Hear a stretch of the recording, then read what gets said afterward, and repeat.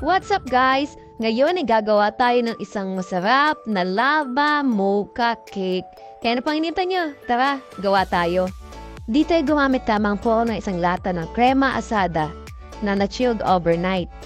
Pero kung makikita nyo po ay hindi ito masyadong nag-set. Kaya may sasuggest ko po sa inyo na gumamit po kayo ng angel creme densada. Dahil mas madali po itong mag-set compare po sa krema asada. Dito inabot po ko ng almost 10 minutes bago po mag-double ang volume ng ating cream filling, unlike po sa creme densada. Ito na lang din po ang available dun sa store na nabilad ko kaya no choice. Dito po ay hinati ko lamang sa dalawa ang ating cream filling. Itong kalahati gagawin lamang po nating mocha flavor. Dito ay naglagay lamang po ako ng 1/2 tablespoon ng cocoa powder. Dutch brand po palang ginamit ko.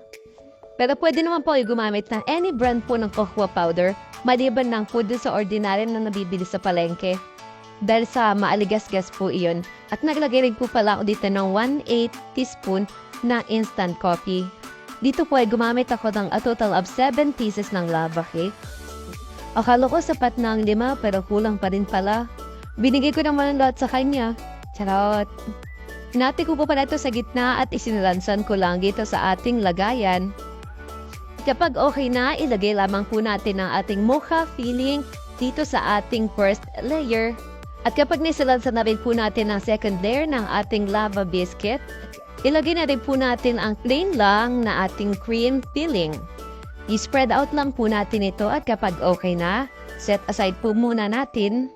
At para po sa ating chocolate ganache, gumamit po ako dito ng 1 cup ng evaporated milk, 1 tablespoon ng cornstarch, 1/2 teaspoon ng instant coffee, and a total of 2 tablespoon na white sugar. Sorry, nakat po yung video.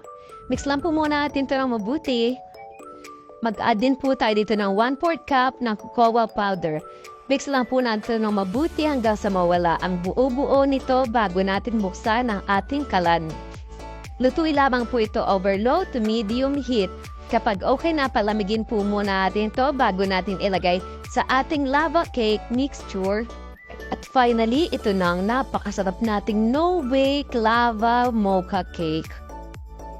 I-chill nyo po pala ito overnight kung gusto nyong mas firm pa ang texture nito. Yun lang. Enjoy! Meow!